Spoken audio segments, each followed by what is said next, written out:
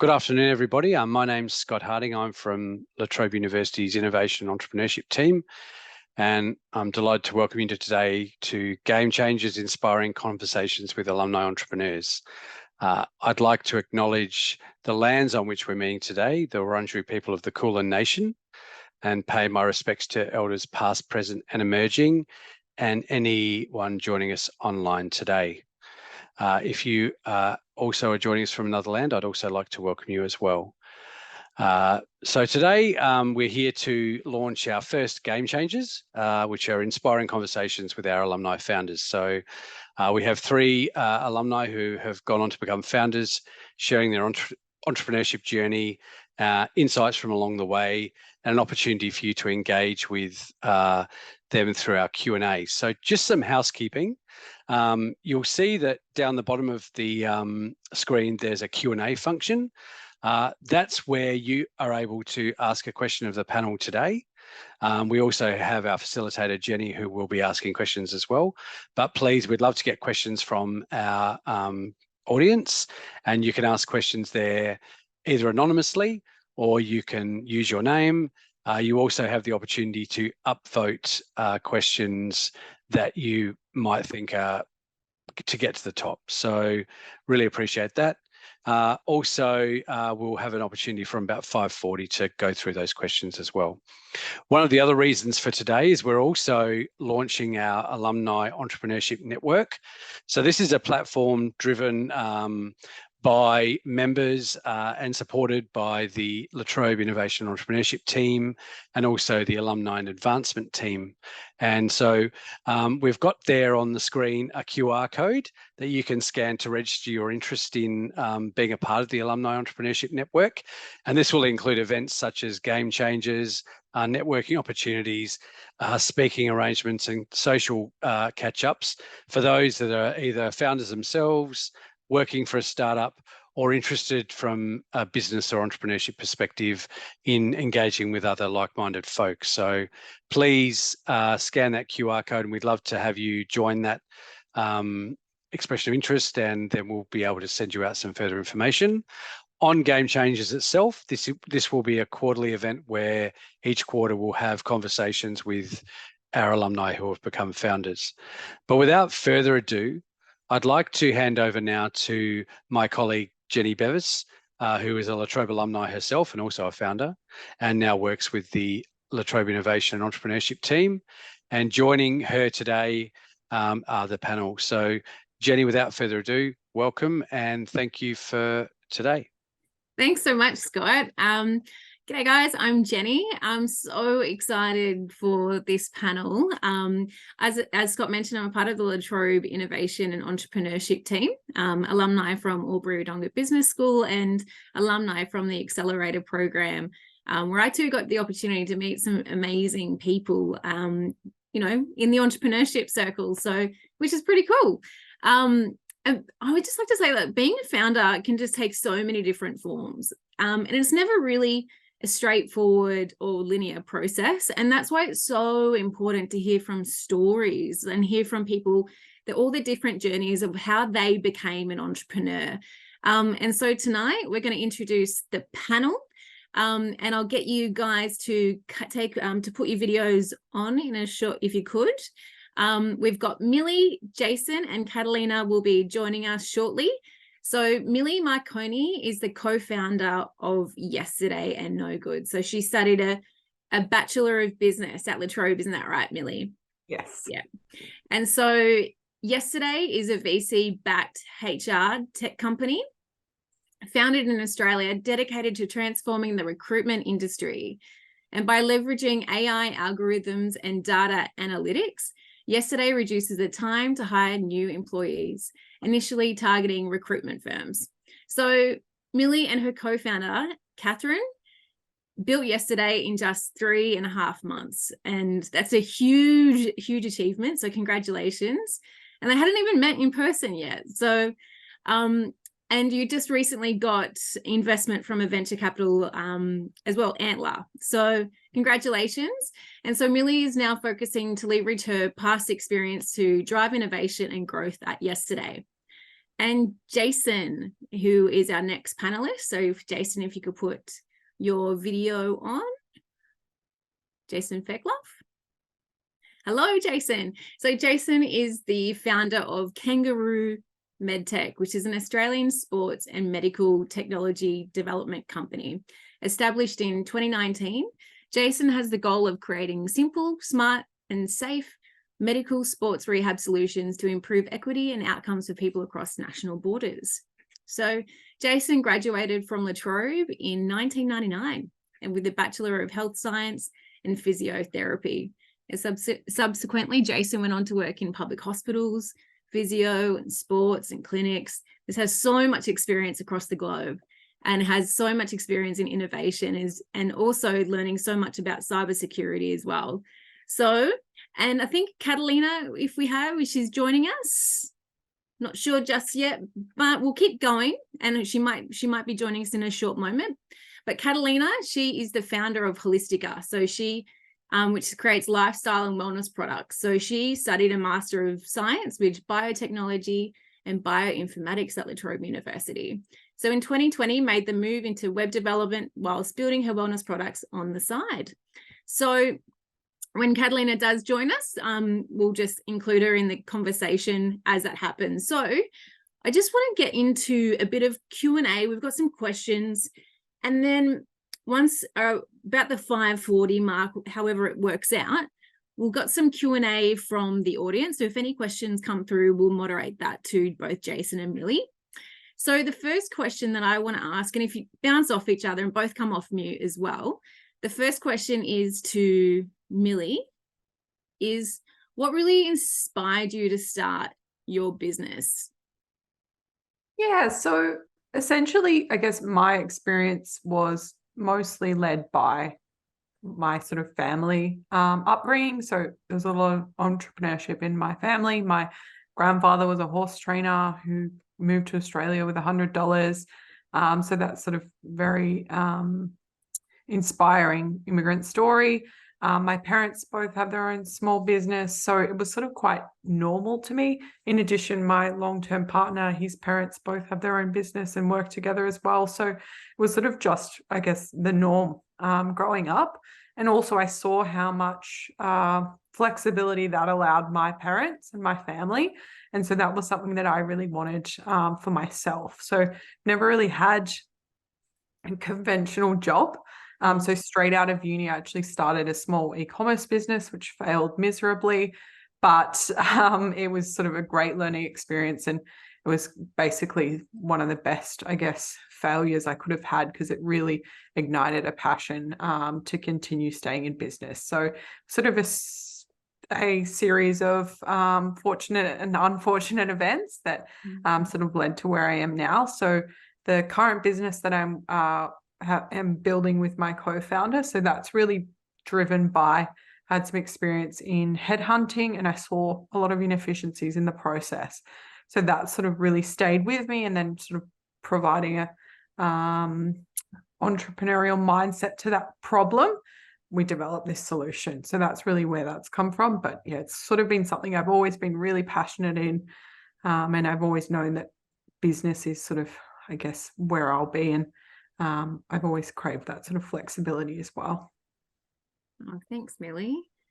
Over to Jason. Jason, what was your inspiration to start your business? Well, I think that as a physiotherapist, you're really driven by compassion. And when you're having patients who have injuries such as a fracture, then you're really wanting to get the best outcome for them. So probably the driving factor was I was working in a public hospital, and we just couldn't get the theatre time for some of the fractured fingers that were coming through. So we had to come up with an innovative solution. And in Canada, they've been tractioning fingers and getting good reduction results, and much less cost. You don't have to have plates and screws and hardware put in, and kind of patients are happy not to. So our first couple of cases were just so successful that the surgeons kept referring, and we kept getting more successes. So after about 100 cases or so, we'd kind of refined it. So I think that was the driver, to just kind of keep working on quality improvement and keep innovating technology and method. And that led me to present overseas in Europe and Italy and Netherlands and Germany and South America. So there's a universal need. And I found that was really interesting. China as well. And then the other projects that I worked on are also related to kind of human need, which is the children's handwriting, because they spend so much time on their apps tapping away and lose the ability to write well. So that was a need. So I worked into creating a nice handwriting app for that that measures their handwriting performance, and then they can improve their score and get their stars and be happy. And then joint injuries like ligament injuries, sprained ankles and sore wrists. I was working for a chiropractor. I'm a physio, but I love chiropractors. Sorry, I'm not a vanilla physio.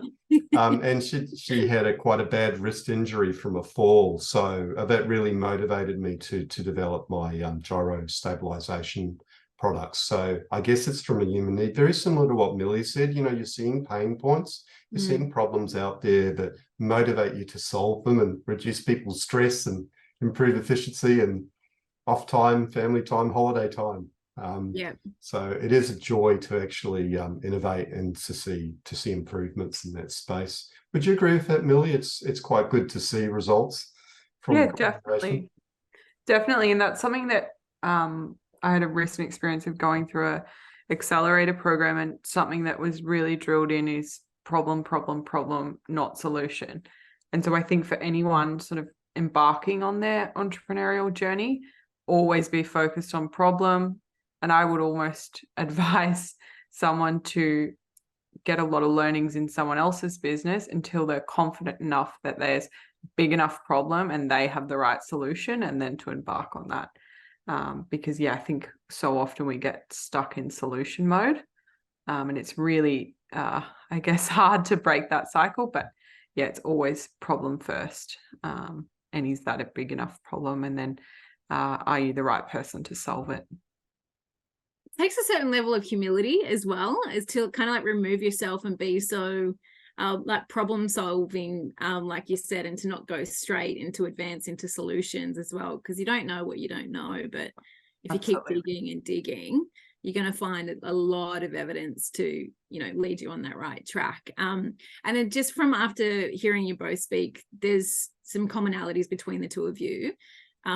You both like to get your hands on and innovate as well. So have you found, like, what was the turning point for you as well? Like, are you kind of like, there's got to be a point where we stop innovating, or we've got to keep focus on the one thing, like, or is there something that's like, no, we're just going to stay on the one track and just keep going and innovating? I would say that's something I probably struggle with, is particularly in the space that I'm in at the moment. It's so saturated. There's so much tech available. And also there's a million different ways in which we can go down sort of the garden path. And I guess with what we're currently doing is we've honed in on a specific part of the problem, and we're just trying to deliver the best solution to solve that. So I guess it is really a tricky balance of continual innovation plus not, I guess, never getting anywhere with the solution that you're trying to develop. So I think the turning point for me was definitely honing in a very specific problem and then focusing on an even smaller solution to solve that very nuanced pain point. And then from there, the rest will follow. So I think the founder of Bumble actually talks about it really well. Is with Bumble, they focusing on a really specific audience and ensuring that they were getting the best matches for their audience. Instead of having 1,000 matches, they wanted 100 people that were true fans of the app. And then from there, the audience will grow. So I think it's really quality over quantity as well. I was just going to say, it sounds like more focused on quality. And Jason, did you find, like, one is it's about the questions about turning point, but are you finding that, like, your mind, you're a genius, like you have like innovations and you sound very creative as well. So do you find like you need there was one turning point, or is it a continuous process for you? Like you're always innovating and always changing, or you stick to one thing? Yeah, so I actually agree with Millie. I think you've got to be specific. I think you need structure. So I do tend to follow, because I'm a graduate of the Cicada Innovations, which was the National Innovation Centres program. So they did a medical commercialization training program.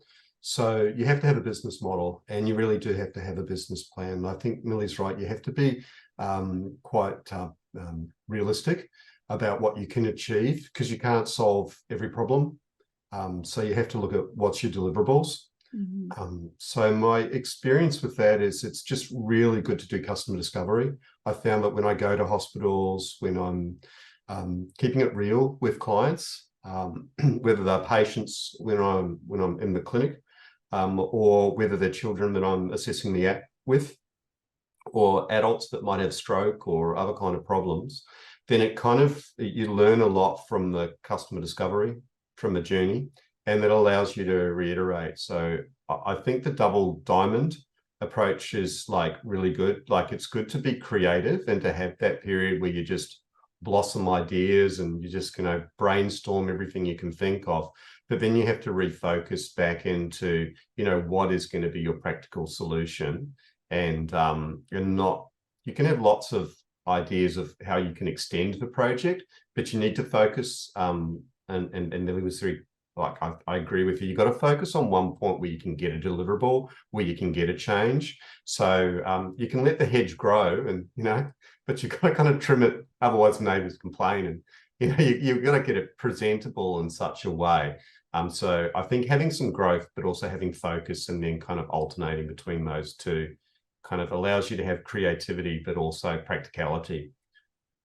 Yeah, I can take this down so many different tangents. Oh, you go, Millie, you go. Sorry, I was just going to say something that I really didn't understand how painful it is if you don't do it correctly is customer analysis and those customer interviews, as you said, Jason, because essentially in the past, like we've been building tech products for the last 5 years. We have, without exaggeration, built over 60 MVPs. So very early stages, we've had an idea, whether it be a mobile game, whether it be Slack integration, whether it be, you name it, we've explored it.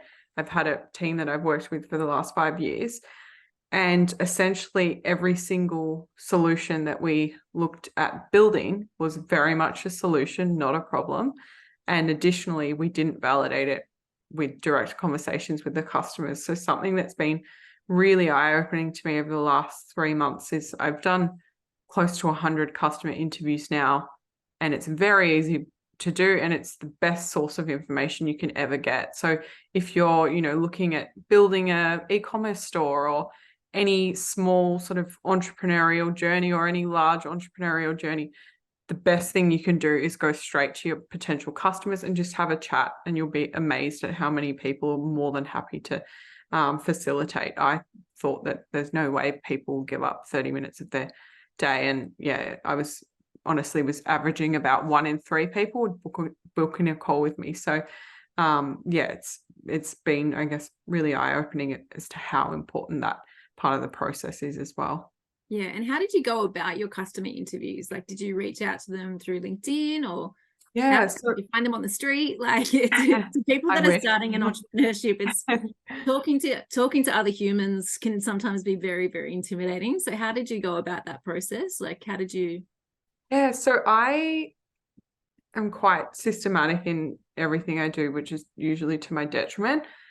But with this, what I did is I had a very clear template. I sent that to hundreds of people on LinkedIn. I did free trials of automation tools that would send it out for me.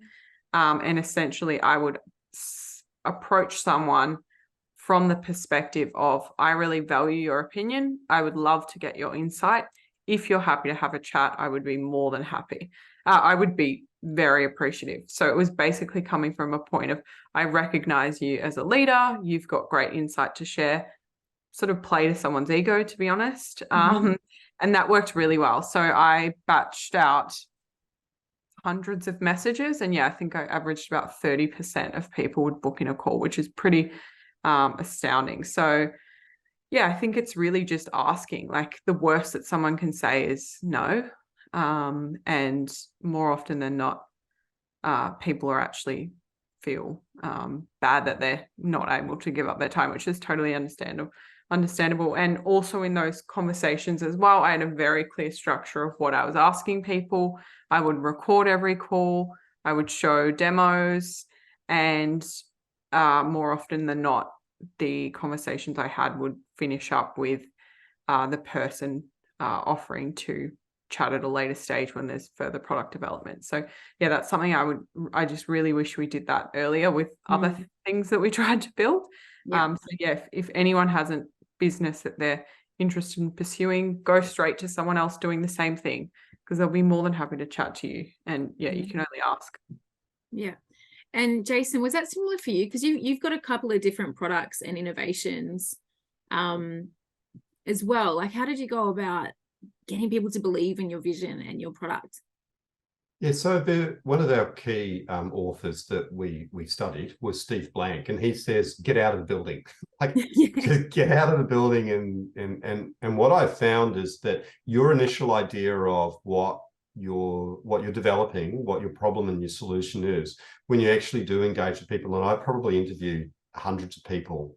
I think it was for my initial development, and they'd say, "Oh, have you thought of this?" And it really allowed me to reiterate my design and to say, "Oh, yeah, this aspect of what I'm doing, it's not resonating with what people really need, what they're looking after." And then, like Millie, if you have enough of those conversations, it kind of can steer you onto a path where your idea or product is matching the reality of what people's pain needs are, and what's their point where they're willing to commercialize or buy your product or support it, and what differentiates you from what else is in the market.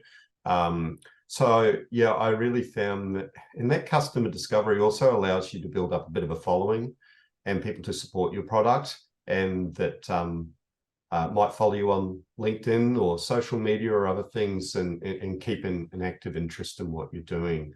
I had found that COVID was difficult. It was hard to get out of the building when you're in a Melbourne lockdown with 5K radius.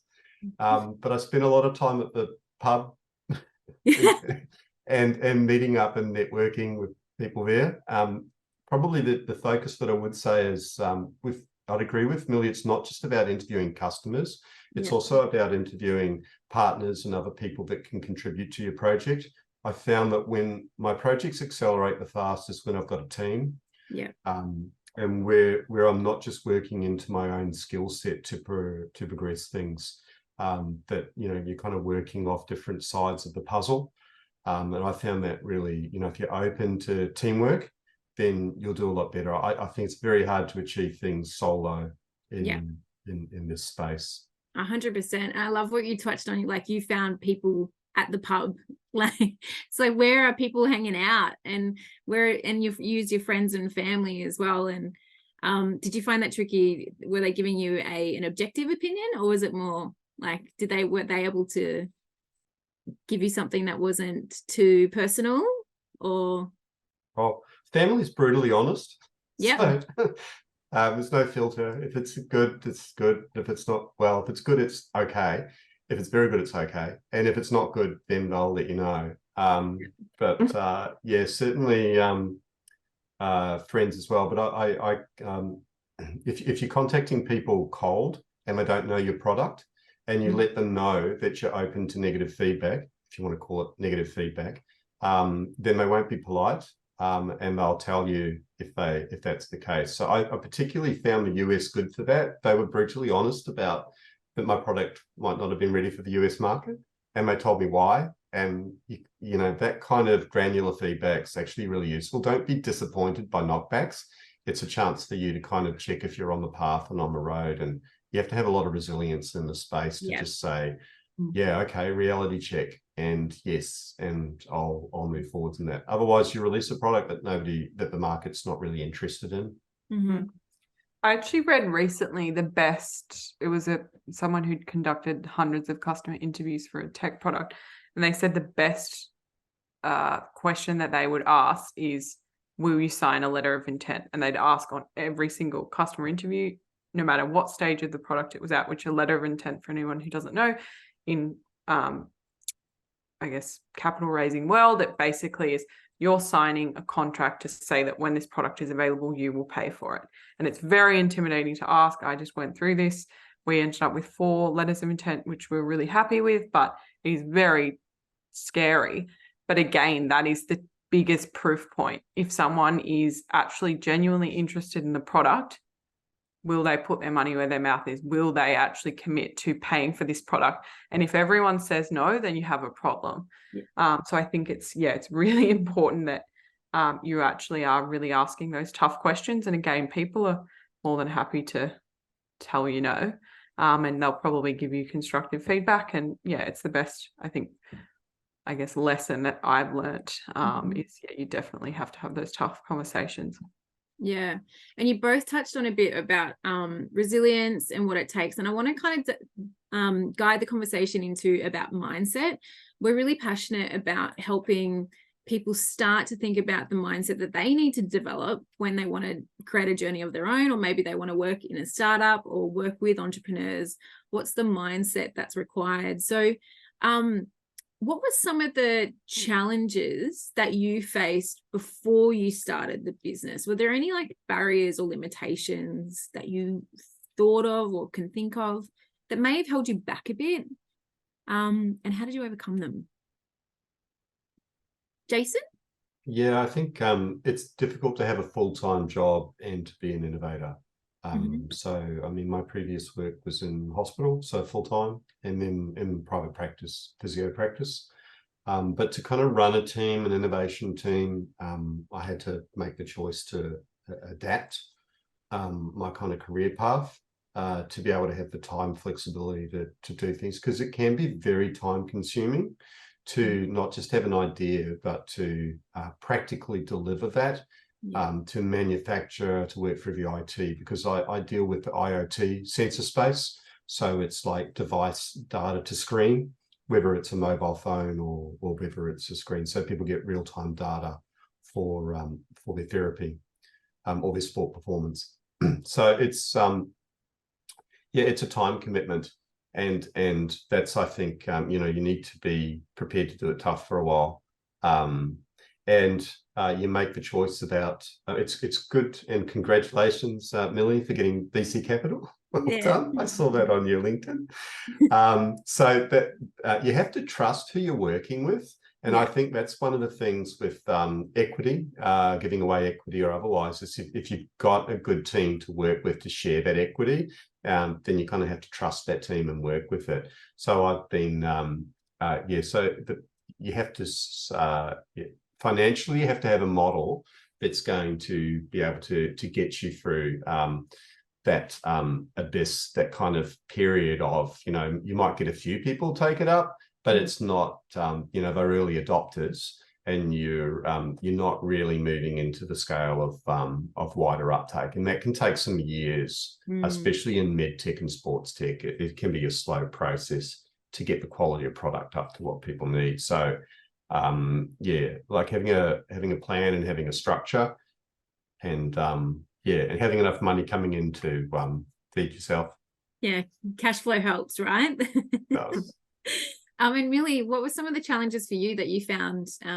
What were some limitations or barriers, even like in your entrepreneurial journey, right? Like you were born and raised in kind of an entrepreneurial family, but to doing it, you taking that on and you making your own path.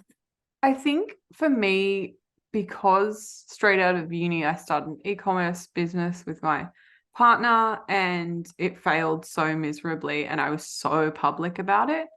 I think it was quite funny now. We literally put all of our savings into something. We had zero validation, completely failed. And I think, to be honest, that was the best experience for me to know, okay, that's the worst case scenario. It's really only going to be up from here, and I can walk away and go, okay, that was a failure. I'm never going to go near another business again.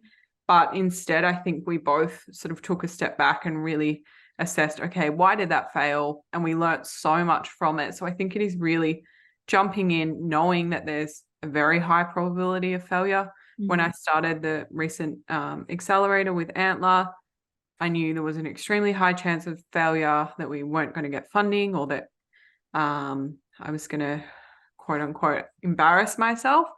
And I think it's just knowing, okay, that's the baseline. That's the worst case scenario. If you can deal with that, you can deal with anything positive from there. And to be honest, that worst case scenario, you're still going to learn awesome things from the experience. So yeah, that was a really significant switch for me. And additionally, also, I was reflecting recently on my first day at this accelerator, we had to talk about our big, hairy, audacious goals, which is now something I've adopted. I think it's just a great phrase to look at. If there were no limitations, what would your goals be? And my goal at the time was so pathetic. I basically said, oh, my big, hairy, audacious goal is just to put myself out there. And yeah, I really think that now really do have that big goal and strive for it, because you're only limiting yourself by not striving for something that, you know, you don't think you can achieve. So I think also, yeah, just be really open to new experiences. And believe me, the more you fail, the better you'll get, and the more resilient you'll become. So yeah, I think that's, I guess, my biggest learning over the last 6 months. So yeah. Oh, well done. And it's just saying, like, you got to fail forward anyways, and you can't succeed without failure. Like, they go hand in hand, but we have like a barrier of doubt, and there's insecurities that come in, and you're scared of what people think of you, and can really hold people back. And yeah, it's such a great philosophy if you can, like you said, like, and it's such a rich learning experience, right? Like, that's where all the growth is and the character building is. So I want to touch on role models and people. So you talk on like how important, you know, you got to have people you trust. Is there like any inspirational people that inspire you, that stood out to you in your journey?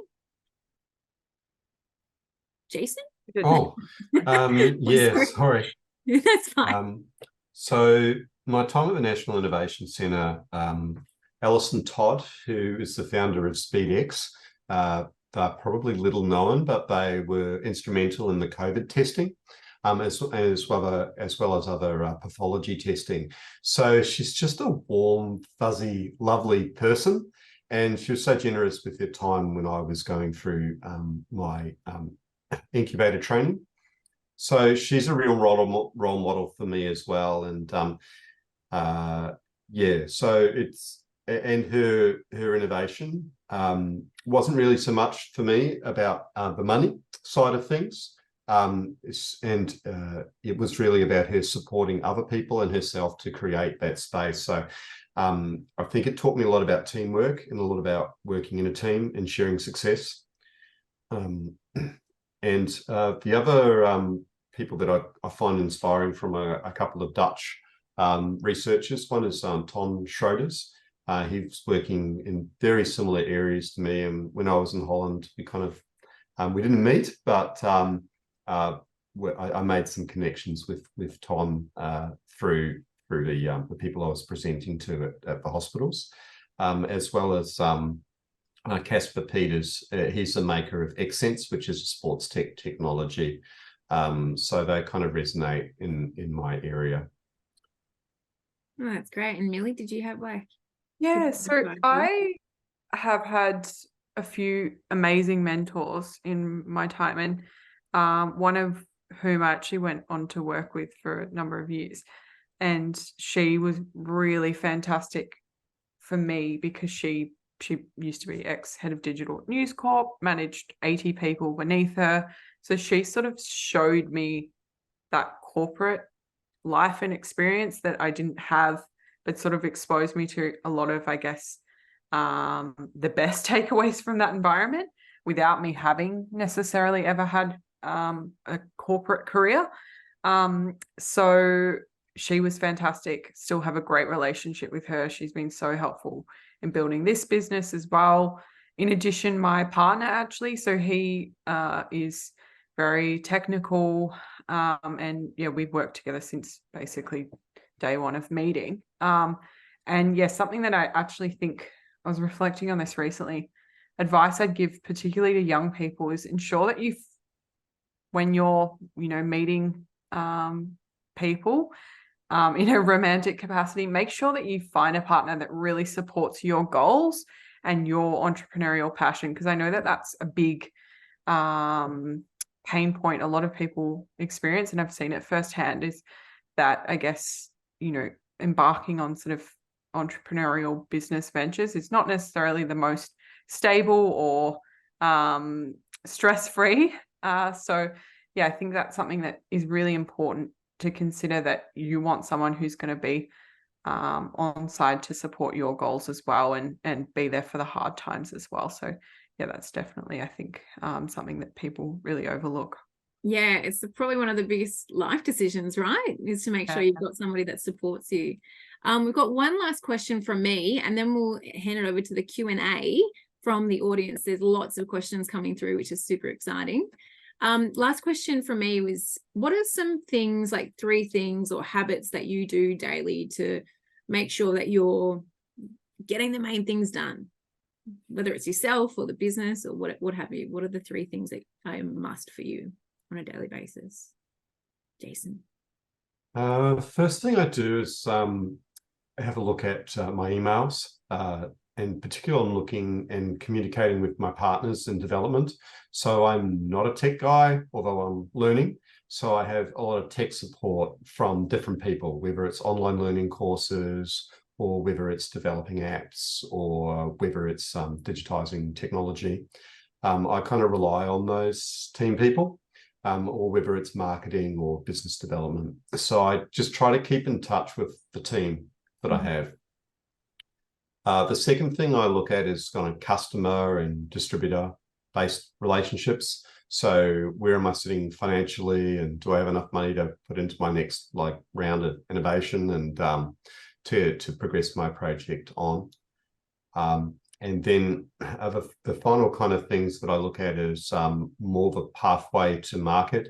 So particularly in the medtech space, it's looking at regulatory frameworks and TGA listings and other pathway kind of based processes.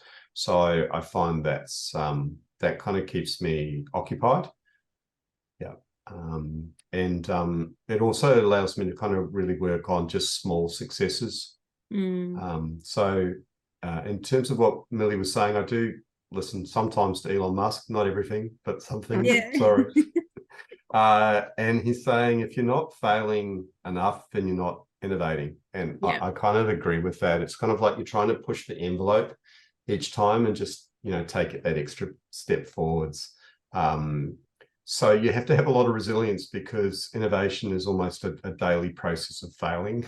It's because you're trying and you're extending. So, and yeah, definitely, like Millie said, you need to have a support network around you that's willing to kind of deal with that constant daily failure process. I mean, you get lots of successes, but you get far more failures than successes. So, yeah.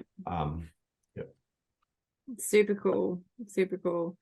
And I mean, Elon Musk also, he's on a whole nother level now, isn't he? He's just failed his way up there. So, and Millie, what are the 3 things for you?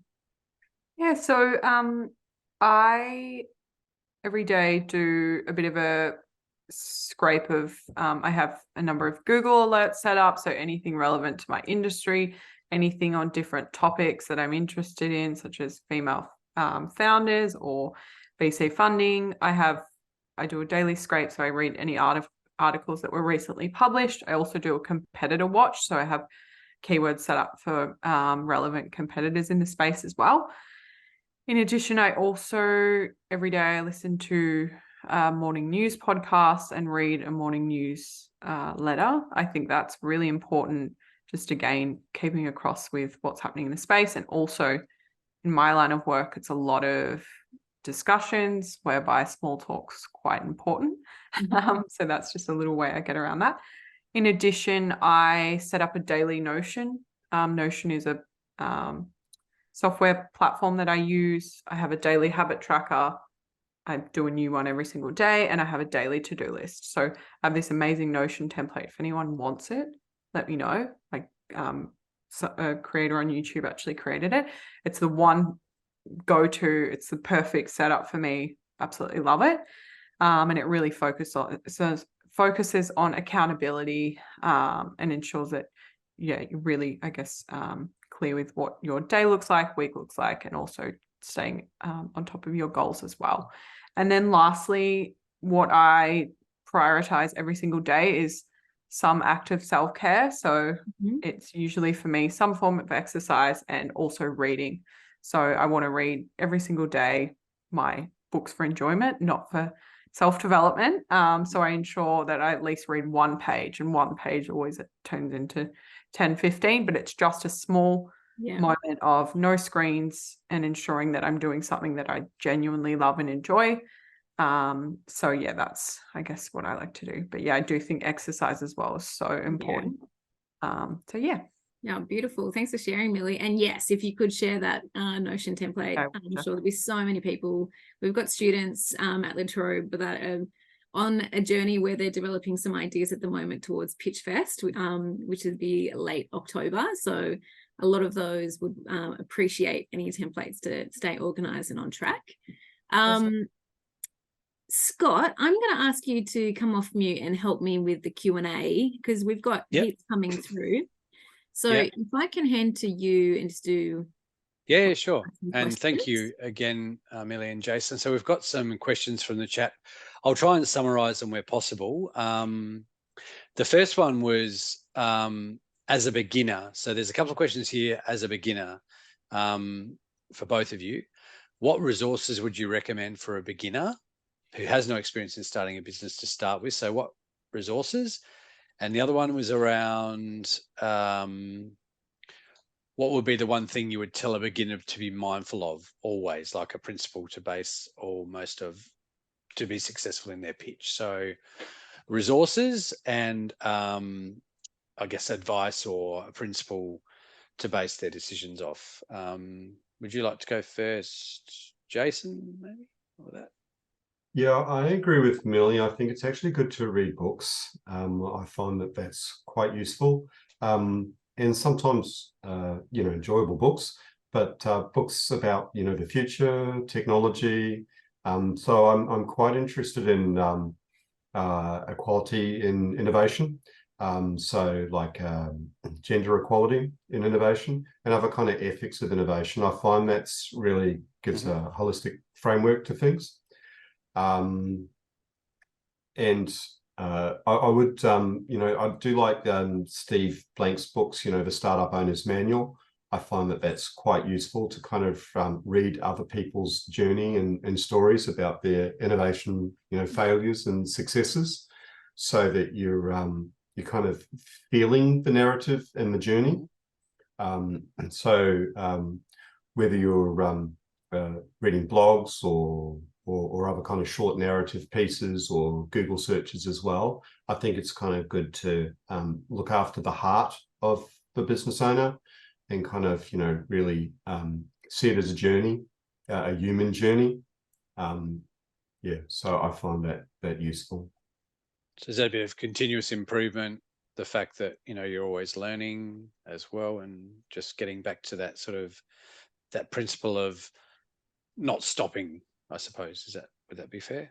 I think that everybody's driven by different things in the innovation space, and I think that the compassion and the want to help human kind of, especially in the injury space, and when you're dealing with children who might have disability and difficulty with handwriting, that can really sap a young child's confidence if they're not keeping up with their schoolwork or otherwise. So I think part of it is just trying to motivate myself to strive to fill a human need, and as Millie was saying, kind of look at the problem, try to touch the problem, the pain points that people have.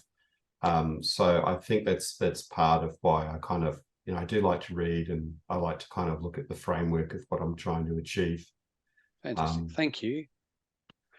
Millie, so is either one thing you'd tell a beginner, or resources for someone starting out that has no experience in starting a business? Yeah, absolutely. This is something I really struggled with. And I think anyone who's, participating today is probably identified that they've got an interest in business or entrepreneurship. Great.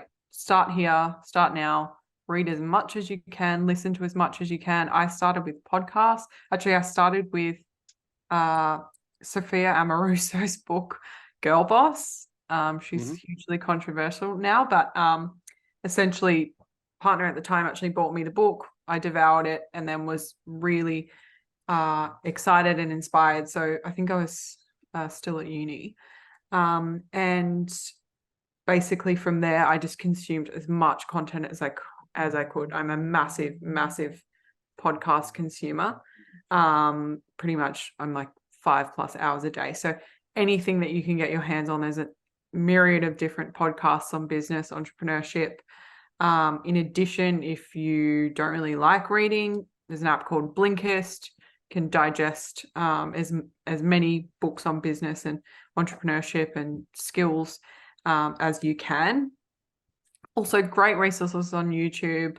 And yeah, I'd say that's almost enough to start. Like, really and truly, it is just assessing, okay, I have an interest in this space. What am I going to do about it? I'm going to consume as much as I can. And then from there, I'm going to look at supporting activities. For example, I don't know how far obviously students are in their journey, but I did the entrepreneurship subject at La Trobe, and I did a internship. Again, do internships in various different businesses that you're interested in.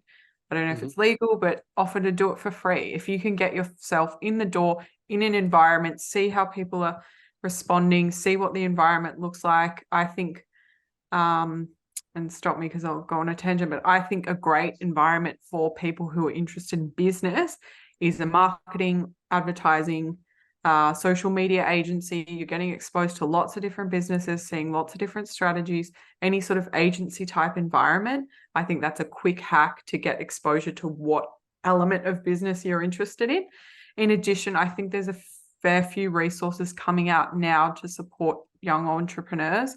So I've seen a few different programs pop up as well, and also attend networking events. It's very uncomfortable sometimes. I hated them in the early days, but just go. You'll feel awkward, and then at the end of it, you'll feel much better. You will have learned something, and you'll be more equipped to do that at a later date in a more intimidating environment. So yeah, that's good advice, both. Thank you.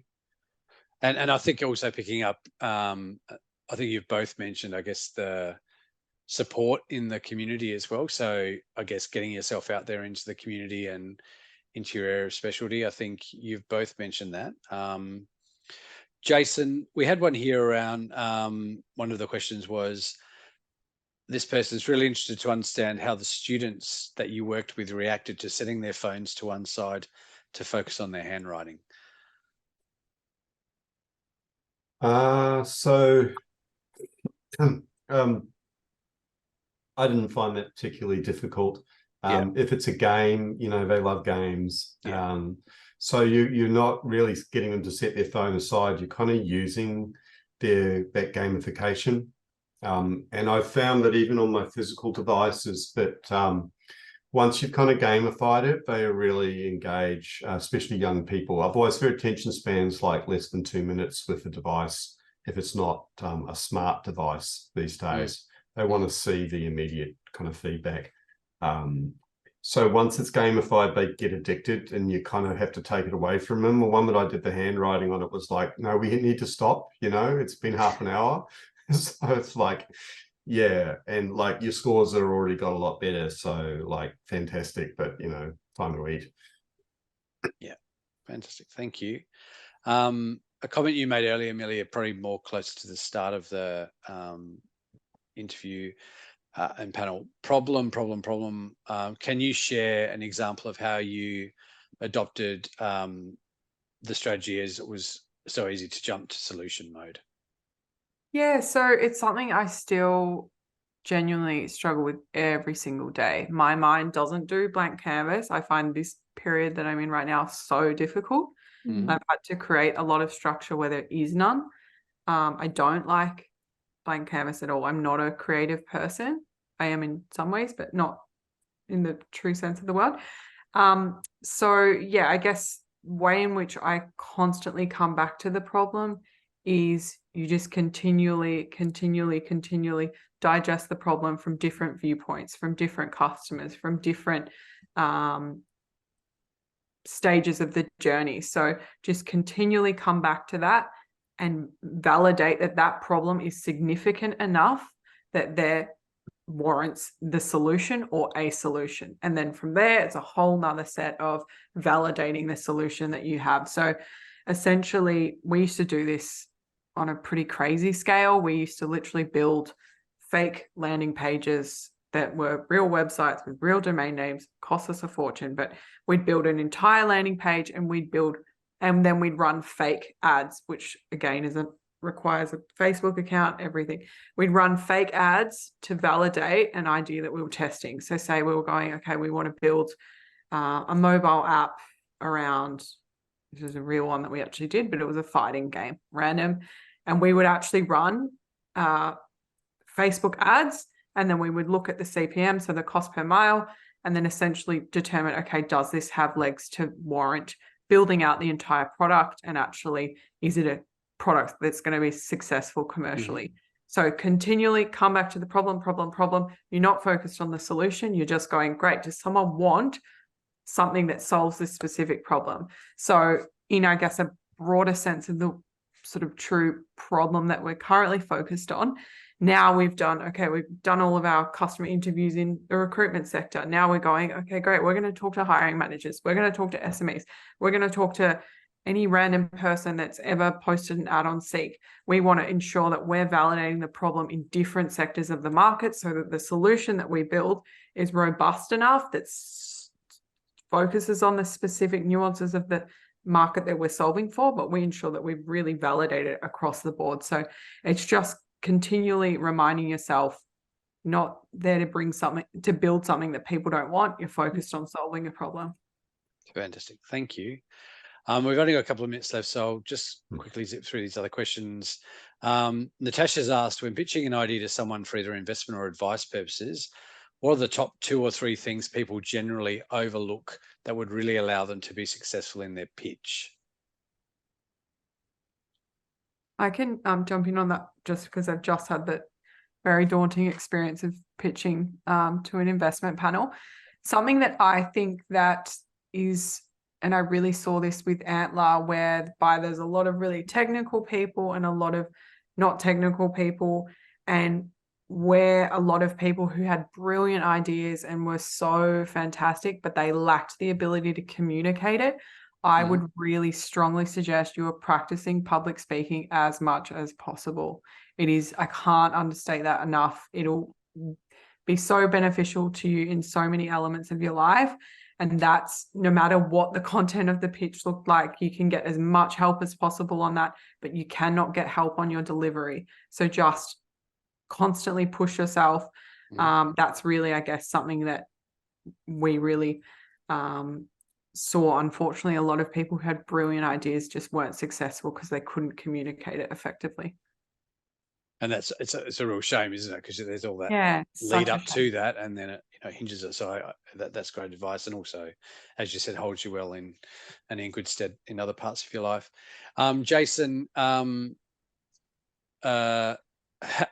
what advice would you give to a student wanting to pursue their entrepreneurship dream? I think you have to be true to yourself. I mean, if it's in you, if you're passionate about it, then you just have to do it. If it's within you and you feel there's a need, then shine. Try to shine every day. And I think that take any disappointments and failure as an opportunity for growth. So I think that if you're pitching number one, I think it's, if you set an expectation high, I found that it's better for me to set my expectations lower. So if I go to a pitch or I'm doing something else and I get some good feedback and, you know, I didn't score a big deal or whatever else, I still take it as a learning opportunity. So I think that can decrease your stress a little bit as well. And you just, you know, be true to your path, be true to your project, and be open to listening, because sometimes the harshest critic is the person that's the most useful to give you a reality check on your project and to kind of, you know, get you back on the road to reality. I think you can go down the rabbit hole and kind of like create something that, you know, it might be an idea or it might be good, but it's not an invention until people actually want to use it and take it up. So I think you have to have that conversation with people, and I've found that that's really useful to just be humble, as Jenny said, and take it as a humbling experience. So yeah, if you talk with passion and you know, they're not ready to give you money yet, well, they'll certainly give you advice about how to get there. So that's all right. But just don't, you know, signal that you're brutally disappointed if you don't, you know, get their money. You know, it's like they're making a commercial decision, and they might tell you, as Millie said, you know, maybe later, you know, like, you know, there's an intent to support, but maybe later on. So they'll, you know, people are generally quite helpful, I've found, when you pitch. Fantastic, thank you. And again, I guess just reinforcing that value of networks, whether it be family, the community, colleagues, even customers on the street. I think that's been really echoed here, and that part around care and looking after yourself, I think really stood out as well. So thank you.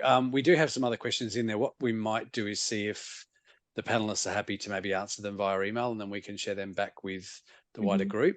But thank you very much. But I'll hand back now to Jenny, and thank you again to our panelists and to our participants. Thank you. Thanks, Scott.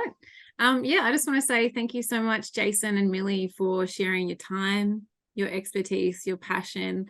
It's so cool that we can reconnect with you after you know, studying with the Trobe, and you've taken all these like amazing journeys since studies. And yeah, entrepreneurship's a really great experience, and it's probably one of the best personal development experiences for us all. So thank you for your time, and thank you for our audience for sharing your time with us. We look forward to connecting with you again. We look forward to connecting with you again through the Entrepreneurship Network. So we'll have, if Lauren could share the slide. So if you are alumni or you want to be a part of this Entrepreneurship Network, you are welcome to scan the QR code. And what we're going to be doing is hosting, this will be member focused. So those that will be driving, whether it be meetups or opportunities to connect and share resources and exchange value through so many different ways. We really want it to be designed by you. So fill out this form and we'll be in touch with you with next steps. So thank you once again to Millie and Jason. We really appreciate your time, and we'll see you all again next time.